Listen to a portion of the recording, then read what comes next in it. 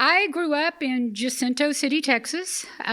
Jacinto City is near the Ship Channel, if you don't know where that is.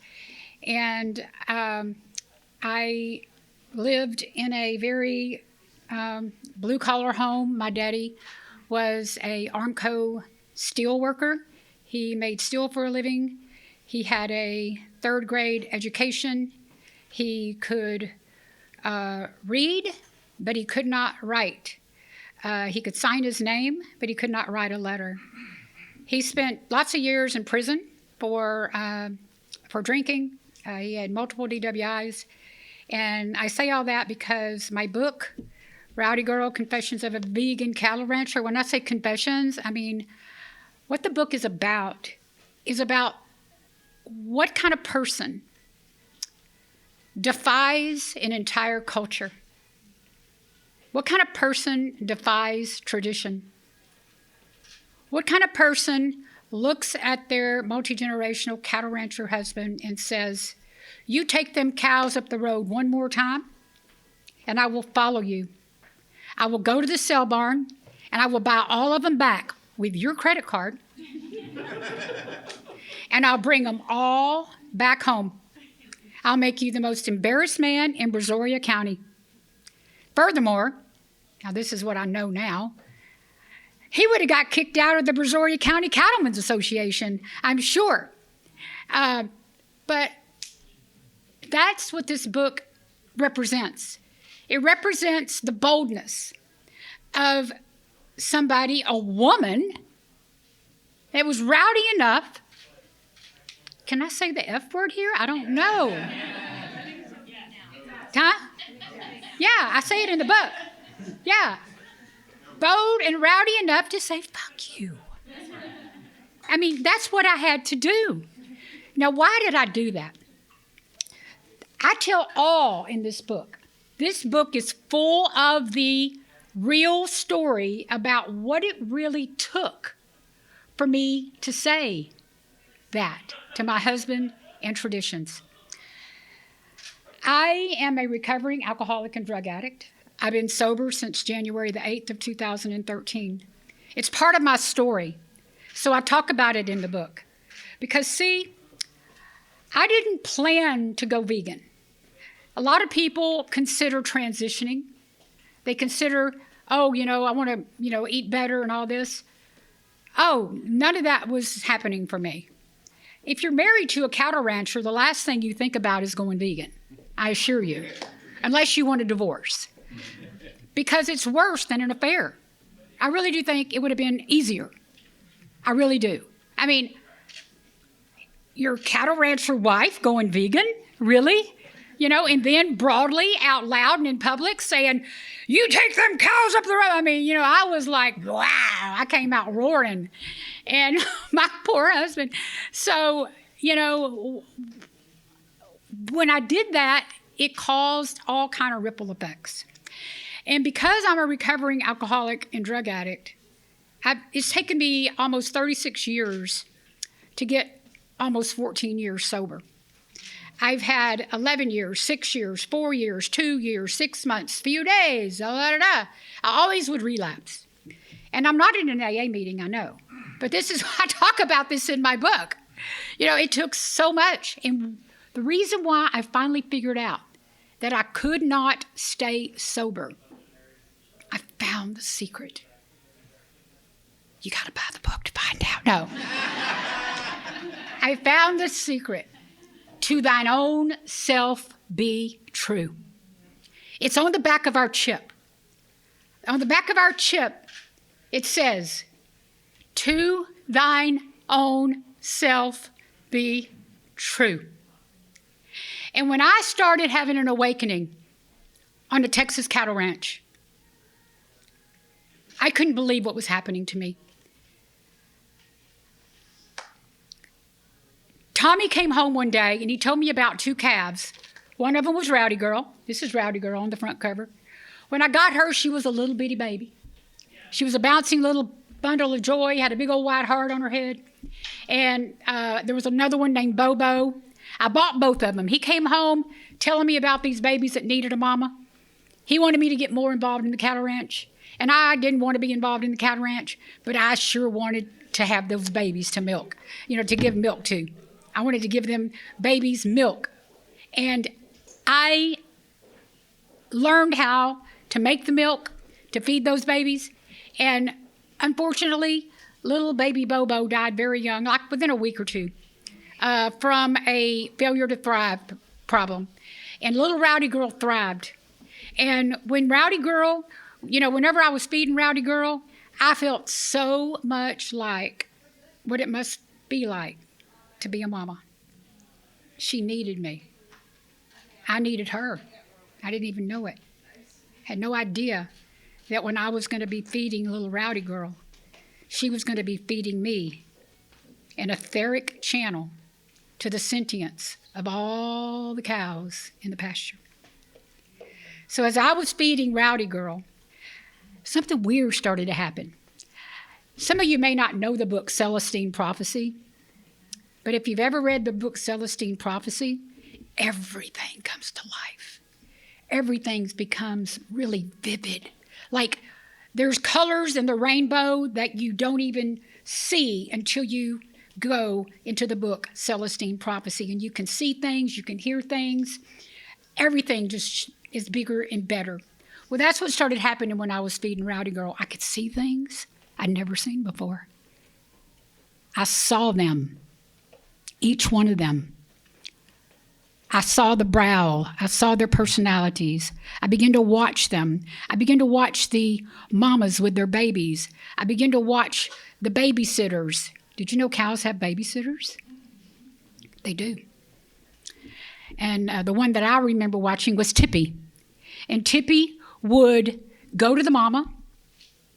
The mama would, acknowledge Tippy. She would go off and take care of herself, graze, get water, and Tippy would lay there or stand there with the baby until mama came back. So I got to watch stuff like that, and I'd never seen anything like that. I became an artist whenever I started watching and drawing and just focusing on each detail, each line, each thing. Each thing, I just began watching everything, and I began to draw, and next thing you know, I could see things that I never saw before because I kept drawing. I kept painting. I didn't know I was an artist until I started focusing on what I was seeing with my hand to the paper over and over. Y'all, I could not draw at all when I first started drawing. Now I could draw you. I could draw anyone. I learned to do that by focusing, paying attention. When I started paying attention to these babies, to the mamas, I began to see that they were just like us. I began to see that they were just like my cats, just like my dogs, that the only thing different about them was what I was taught, okay? Now, I was having an awakening. Now, I wasn't going vegan. I didn't even know the word. I knew vegetarian, but I didn't know. I didn't understand what it meant to be vegan. But one thing started leading to the other, and I started naming the cows one by one. I would come home and I would tell my husband their names, and he would get very upset with me because if you name a cow, you can't sell the cow and eat it. Now, you can sell the cow and eat the cow, as long as you don't give it a name. Does that make sense? No. Okay. It's because we have cognitive dissonance. That's the terminology. Cognitive dissonance. And we are programmed to believe that we can love some animals and eat others, even though they're all the same. I learned this thing, right? I didn't grow up believing this. I'm a Texan. I grew up with chili and barbecue and leather boots and the rodeo. I didn't grow up with this kind of upbringing and thought life. I mean, it was very foreign to me when I started having feelings for cows. I mean, you don't have feelings for the food you eat. You ain't supposed to do that. If you have a feeling for a chicken and you're eating a chicken leg, I beg to differ, you won't be eating it if you have feelings for them. But why do we have feelings for dogs and cats, but we don't have feelings for pigs and chickens and cows or goats, you know? Why do you think that is? Because we're taught that. If you're a little baby, if you have a little baby and you put a peach in the little baby's hand and you put a little baby bunny or a little baby chickie in the other hand, that child would never eat the head off that little animal. It wants to eat that juicy fruit. Why is that? Because that's natural. It isn't natural. And I didn't know that until I started doing the research, till I really started diving deep, but I wasn't a vegan. I just started like having a spiritual awakening and going freaking nuts on a cattle ranch. And, you know, I would come home and, you know, tell my husband, you know, why do we eat these? Why don't we eat our own cows? And he would say to me, Renee, I can't eat my own cows. And I was like, why? Well, because I know them. I can't eat my own cows. Oh, so you can eat the ones at the grocery store. Because how do you know you don't know them? You know why? Because they're chopped up. You don't know whose body you're eating if it's in a cellophane wrap. It's chopped up, dead flesh. It could be the back end of your grandma's butt and you wouldn't know it, right? I mean, flesh is flesh. Come on, let's get real. Well, it's true. I mean, people eat horse meat all day long. They eat dog meat. They eat cat meat in other countries. But see, in our culture, especially Texas, come on, we eat barbecue. I mean, Lockhart, the barbecue capital of Texas. Let's get real. You know, you ain't never going to be, you know, to break through tradition, to break through culture. That's what this book is about. That's why I go into all of the trauma I went through. Because, y'all, I've been raped multiple times. I have a story of alcohol and drug abuse that is, I should be dead multiple times over. Not only have I been raped multiple times, but I've been gangbang raped twice. I was raped by a preacher. I was told by a preacher one time, you know, because I witnessed his family. I witnessed him sexually abusing his kids.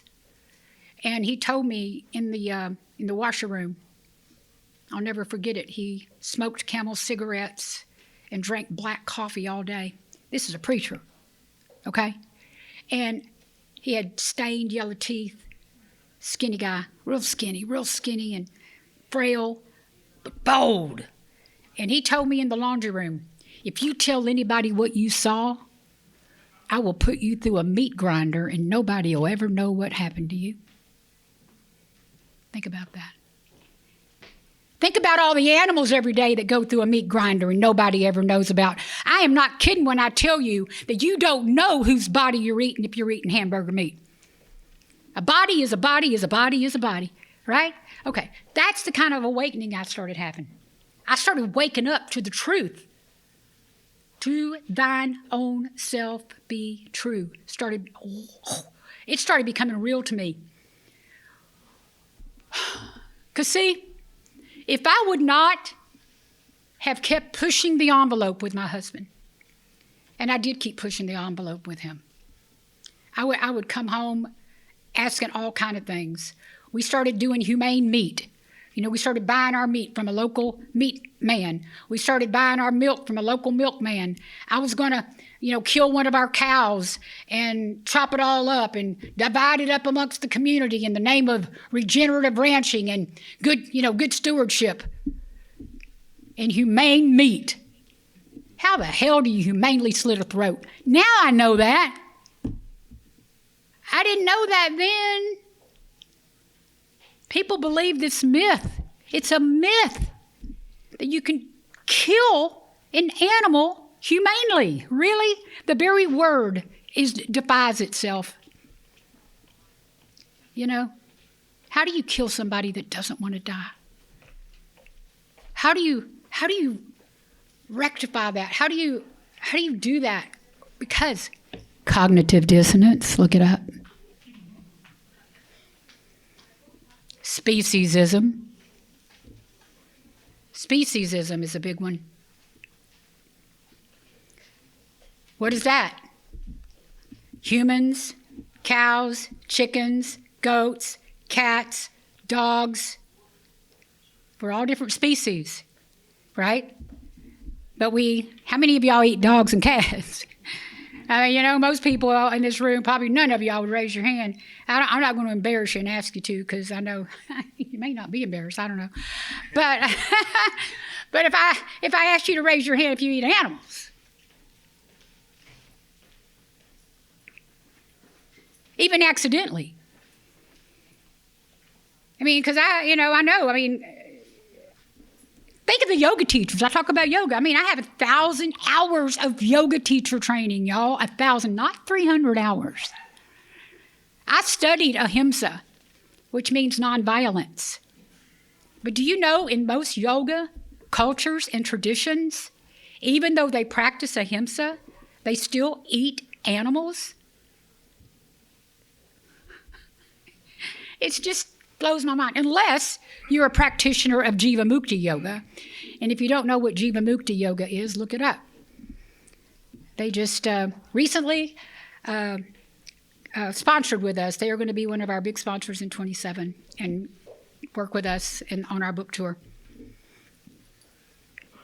I want to take a minute to read something to y'all out of the book.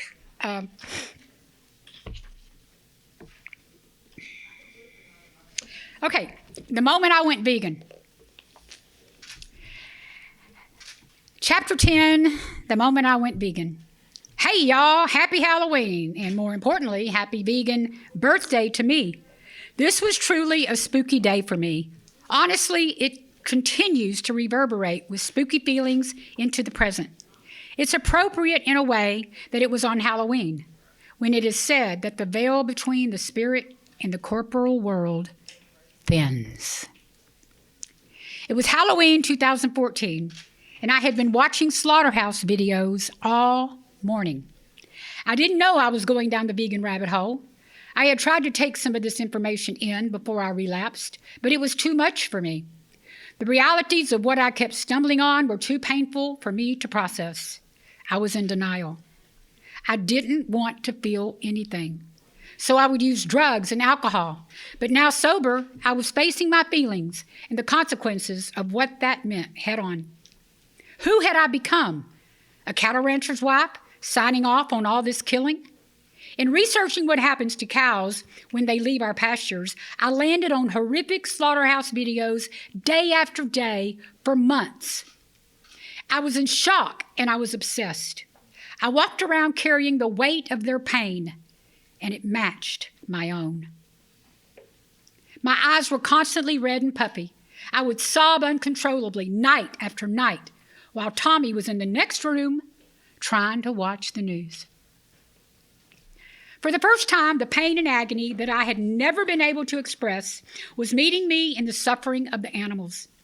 I felt their suffering like it was my own. Time and time again, I'd wail in agony like a mother cow losing her babies. Poor Tommy would just turn up the TV and occasionally holler at me to stop watching those goddamn PETA propaganda videos. I remembered back to my early 20s, back when that pastor threatened me after I witnessed him sexually abusing his children. If you tell anyone what you saw, I'll put you through a meat grinder, and no one will ever know what happened to you.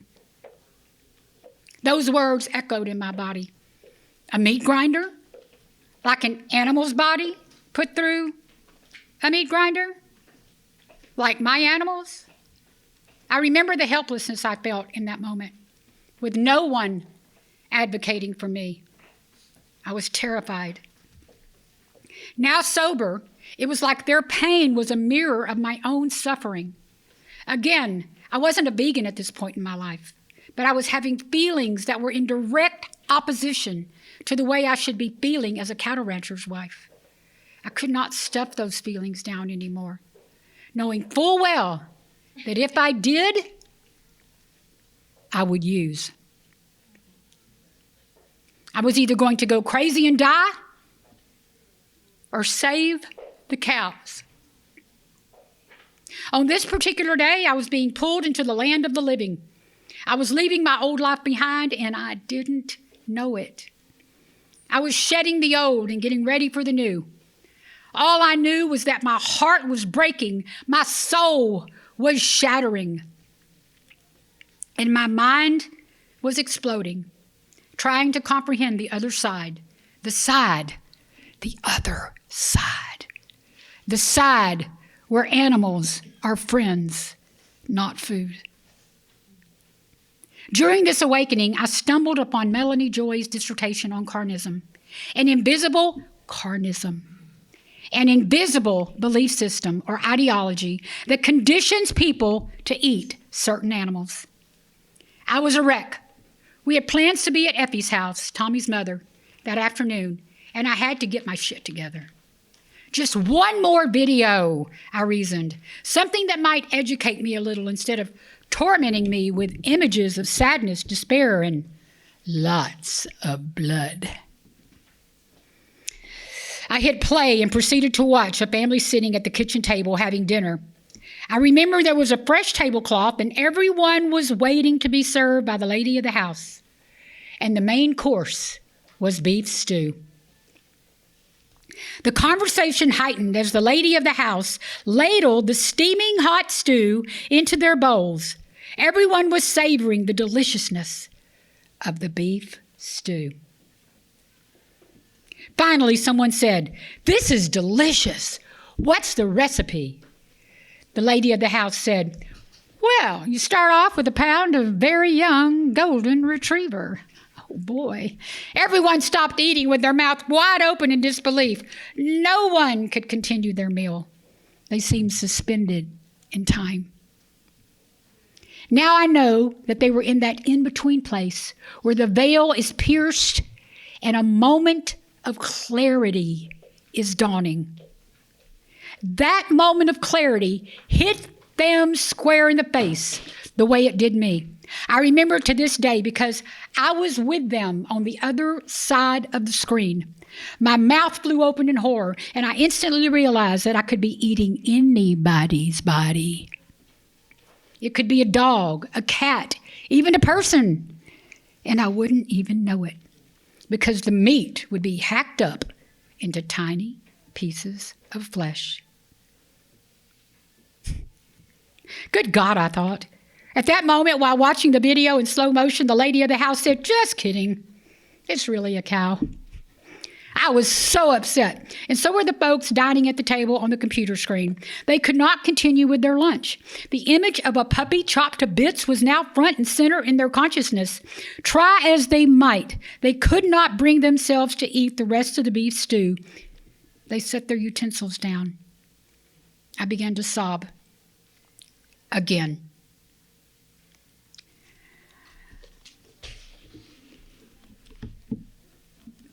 The rest of that story in that chapter, that was Halloween. I remember it to this day. It's like a slow motion in my mind, especially on Halloween. It's so interesting that it happened on Halloween, the scariest day of the year, right? And we left to go to his mama's house, and as soon as we walk in, y'all, okay, I just watched this video, right? I just watched it. I go into Miss Effie's house. All the kids are there in their costumes. All the in-laws and the outlaws are standing around and enjoying each other's company, laughing and carrying on. And my mother-in-law comes out with a pot of beef stew. You don't make this up. See, God had a plan. This was divine timing. Because it couldn't have happened any other way because the veil had been pierced for me. I had 1 foot in. I call it door number 1 and door number 2 and door number 3 in the book. There's 3 doors. So I was in between doors. Okay? I was in between door number 2 and door number 3. And as soon as I walked in and she brought out a pot of beef stew, everything was in slow motion. I mean, I didn't even hear or see anybody. As soon as she said, "Renée, would you like a bowl of beef stew?" I mean, it was like that for me. And I was like, "Oh my God, no!" no. And she was like, why not, Renee? I said, because it's got floating dead, hacked up animal bodies in it, and I can't eat that. Oh, everybody, she went, oh, and everybody was like, all the kids, everybody stopped talking. And my mother-in-law was like, what did you say? I repeated it, because it's got floating dead, hacked up animal bodies in it, and I ain't eating it. And she was like, well, Renee, you can pick it out. And I said, no, ma'am. There ain't no more picking it out for me. Hey, I slid down that rabbit hole to the world of veganism so fast, and I didn't know I was going vegan that day. The wind in the air was right that night, and Mother Nature came out to play, and I promise you, I slid down the vegan rabbit hole. And when I got there, it was like a whole nother world existed. Here I am, a cattle rancher's wife. I wasn't planning to go vegan that day. You know, on Halloween Day, I left the land of the dead and went into the land of the living, is all I know. I couldn't believe it. See, I'm one of those, I really do believe that once you go vegan ethically for the animals, once you actually do it for them, you will never eat meat again. There's a lot of people that, oh yeah, I went vegan, I started eating now, that didn't work for me. Bullshit. I beg to differ. You know, I'm sorry, I don't mean to. Well, yeah. Oh, and guess what, y'all? I actually did my own audio for the book. So when you get the audio version, you get this voice with it. So, yeah. you want to get it just for that. So anyway, I could not fathom it. I could not fathom it anymore. And so I went all the way down the rabbit hole, and from that moment on, I was telling my husband he was a murderer. I walked into my house and there was deer heads. I mean, my husband was an avid. When I say avid, I mean capital AVID, exclamation point, with neon lights, hunter. You know, he had deer heads, elk heads, boar heads, all kind of exotic animals on his wall. And I mean, we had a hallway called the Horny Hall, for God's sake. There was so many horns. And there was all up in the top, you know, and I had them all decorated. And when I walked in the day after I went vegan, it was as if I was in a morgue. I ducked my head and I ran into my bedroom. Hey, I left there. I didn't act that way. But the day I went vegan, something happened, and I talk about it. It's just like becoming a vampire. But in reverse. Yeah, it is. It's like instead of craving blood and the darkness, you crave light. You crave kindness for all creatures. You crave it with everything in you. And that happened for me. And so when that happened, I'm sorry, Tommy was a murderer in my book. And we almost divorced over it. We'd already been married once, and here we were on our second marriage, about to get another divorce because I went vegan. And, and that's when we ended up having the showdown. I don't know how much time I have, but I will. 20 more minutes I can talk, or? If you want to do Q&A within that 20 minutes. Oh, okay. So we're going to do, I'll get there. Okay, that's what I wanted to know. So anyway, I never come prepared with a script. I never know what I'm going to say when I come and when I speak. Everything you heard me say today was what God wanted. I'm a very spiritual girl. To thine own self be true means everything to me. Because, see, if I would not have gone vegan, I would have drank or died, or both. I know that now. I didn't know that for a long time. And get this, I talk about it in the book.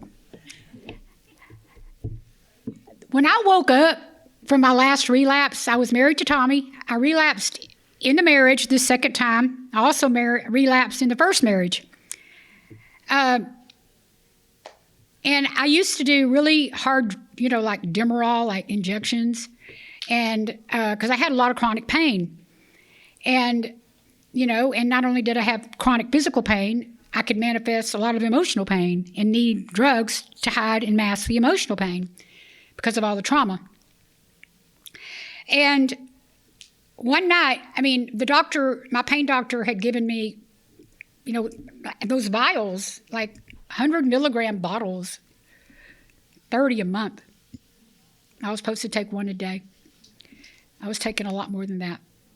On this particular day, January 7th, 2013, I took all of them in the course of that day and drinking. And I almost died on my couch. I don't even know how I woke up. When I did wake up, I could barely breathe. And slobber going down my mouth. And I was lethargic. My heart was barely beating. But guess what was on the freaking TV? Louder than ever. Bill O'Reilly. Now, imagine that. I don't watch Bill O'Reilly, but my husband watched Bill O'Reilly, and there it was. And I woke up to this, and Bill O'Reilly was interviewing 2 drug addicts. God showed up in my living room. I didn't even know for sure that this really happened until I was writing the book, and I remembered this. I had a memory of it, and I went and researched it. And I'll be dadgum if on January the 8th, 2013, Bill O'Reilly interviewed these 2 drug addicts, and I got the whole transcript in the book. That's what did it for me. Hey, I hope to get on Bill O'Reilly's podcast one day just so I could tell this story, because he has no idea.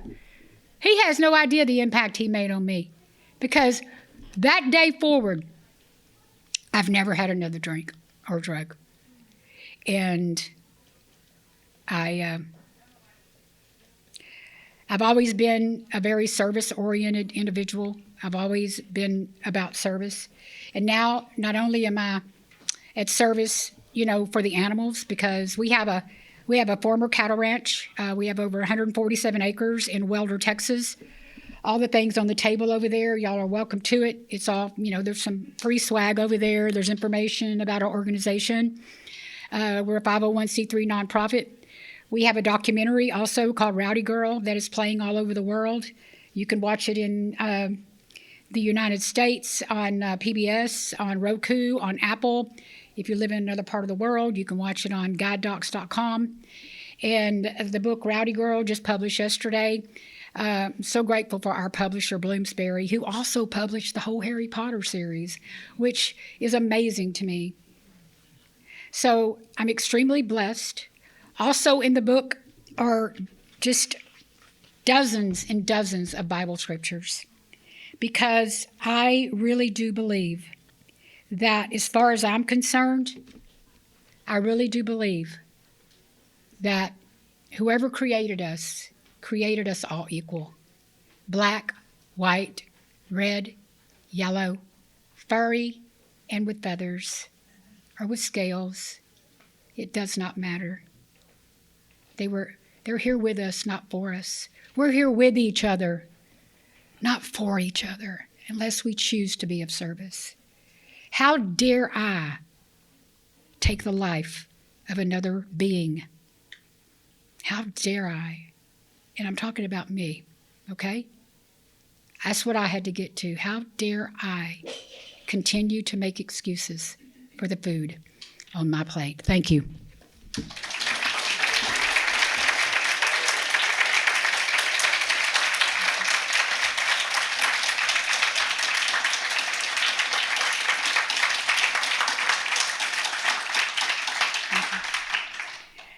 Hey, I want to ask a question. How many of y'all, maybe went vegan as a result of our story? Or, yeah, so there's one back there. There's one over there. Y'all stand up for a minute. Say hi. I knew there was a couple. Yeah.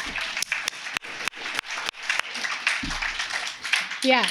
So if 2 in this room, imagine in the world how many people. I wonder who's in here that might go vegan as a result of this story. What does veganism have to do with my current spiritual consciousness? Is that the question?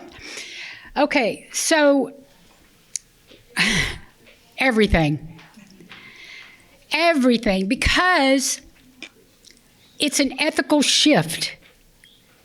You know, it's one thing to just go vegan because you want to have, you know, lower cholesterol, which that does happen. But when you choose a vegan lifestyle for ethical reasons, it changes your whole spiritual context. You just make different decisions. You know, you make different decisions. You become of service. Like I sponsor other women in the program, right? You know, I'm of service to these other women. I don't preach veganism to them unless they ask, and then all bets are off. But, you know, it's like I carry myself in such a way where the ethics of my choices are seen and felt by people around me, even though they may not be vegan, right? It doesn't matter, you know? It's just my ethical choices affect those around me. As long as I don't become that, you know, that crazy vegan that everybody hates. Because I used to be one.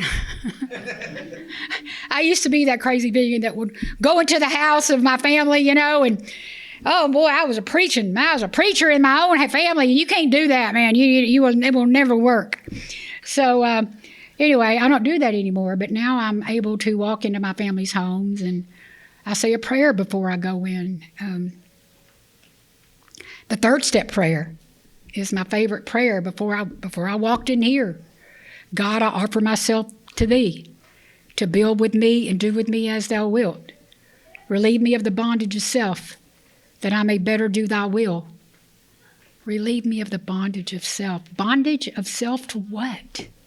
Do you know we're in bondage to so many things, including food? Relieve me of the bondage of self, that I may better do thy will. Take away my difficulties. What difficulties? Oh my God, you talk about hard. It is so hard to be vegan in our world, especially in Texas and in Lockhart. I mean, you know, or Waelder. You know, take away my difficulties, that victory over them may bear witness to those I would help. Be a witness of thy power, thy love, and thy way of life. May I do thy will always. And so that became real for me. And I hope it becomes real for you. So if you're not in touch with your trauma, and, you know, and I'm talking to somebody, whenever I talk about my trauma, it gives people permission. See, I started doing this before I even started writing the book. You know, I started talking about my trauma. It was very cathartic for me. We would have private tours and events, and I would find myself talking about the rapes, my alcohol and drug addiction, my family trauma. Grew up in a lot of domestic violence. I almost killed my dad when I was 8 years old, really, with a butcher knife. It's in the book. You have to read it to get the rest of the story. But, you know, that kind of trauma, when you start talking about it, then people get permission to talk about their own trauma. It gives them permission. And then it's easier to talk about, you know, cows get raped every day. Nobody cares. Nobody cares that a bull gets jacked off every day. Just every second of the day, bulls are getting jacked off. Their semen is, you know, gathered, and they call it artificially inseminated into a cow. But you know, if you got a female cow, and somebody's ramming their fist up inside of it to artificially inseminate it, and that cow didn't agree to that, is that abuse? You better effing yes, it is abuse. But see, we call it artificial insemination. So when you take your own trauma and you go, well, God, this happened to me. I was raped, and da-da-da-da. And then all of a sudden, and guess what happens to the cows? Wouldn't you call that trauma? Wouldn't you call it trauma when a mama loses her baby time and time again, and the babies are taken away from their mamas to the cell barns, and the mamas cry for days? And then we make excuses. I used to. Oh, I only drink a little bit of milk and cheese and just a little bit of eggs, just a little bit of pain and suffering. I mean, who cares if just a little bit of people died, or cats died, or dogs died, or cows died? Does that help? I hope so. Yeah, I use my trauma to get my message across. And if I really do believe that my trauma was all worth it now. See, I used to drink and drug over it. I used to think I would never stop until I started seeing the animals for who they really are. And then my life made sense. To thine own self be true. I had to tell their story through my own trauma. And that's what I did in this book. So where in my process was I introduced to yoga, and in particular the study of ahimsa? I talk about it in the book. I almost, I had a really terrible car wreck back in the early 80s, and I was drunk, very drunk. And I was going down a very wet road in Alabama, Gulf Shores, Alabama, and I was doing like 70 miles an hour without a seatbelt. The car went round and round, and I bam into a big old oak tree. And me without a seatbelt, thank God I was drunk. Me without a seatbelt, my back flipped over the seat, my legs went over, and I did a little donut underneath the seat. And, oh my God, I was messed up. But I was drunk and didn't feel it. So anyway, long story short is I didn't want the law to come because I'd already had 2 DWIs. I didn't want to be found out, and here I am all traumatized and in pain, but I didn't really feel that much. I told my boyfriend, who was following me, mad at me at the time, oh, no, I can't stay here. I got to leave. And he said, Renee, you're just going to leave the car right here? I said, yeah, we got to get out of here. So we leave. We go back to the bar where my daddy is because I had his car. And we walk into Sam and Shines in Gulf Shores, Alabama, and I don't even know how I walked. But anyway, the next thing I know, the cops were coming in looking for me because I'd left my purse in the car. And so, Gulf Shores was a small town, and they figured, of course they're going to come look at Sam and Shines. So they walked in and looking for this girl named Renee. And Renee I'm hiding. Renee ain't here, And so, anyway, if I wanted my purse, I had to go to the police station to get it. So I went to the police station. I'm a good actress, I promise you. I walked in. They said, oh, I said, you got my purse? Somebody, my daddy had some girlfriend, and they stole his car.